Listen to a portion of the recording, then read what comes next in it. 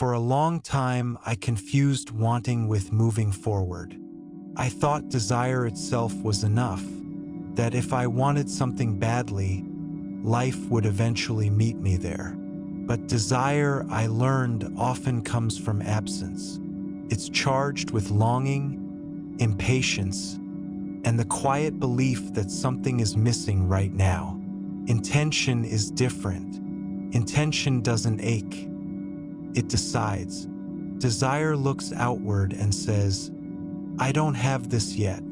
Intention looks inward and says, this is who I'm becoming. In the context of parallel realities, desire keeps you aligned with the version of life where you're still reaching, still waiting, still hoping. Intention shifts you into a timeline where movement has already begun. When you set an intention, you stop asking reality to change and start changing how you meet it. Your posture shifts. Your choices simplify. Your attention reorganizes itself naturally.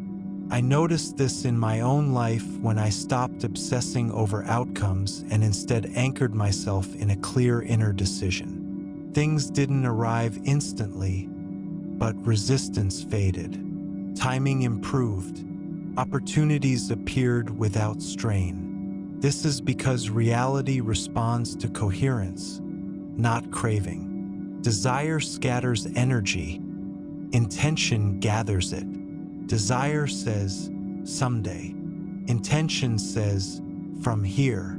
One keeps you circling the same possibilities. The other selects a new path. Intention doesn't require emotional intensity or constant visualization. It requires clarity. Once intention is set, you no longer need to force action. Action follows alignment, and over time, the version of reality you experience begins matching the direction you've already chosen internally. You don't manifest by wanting harder. You shift realities by intending clearly. Desire asks, intention moves, and reality follows movement.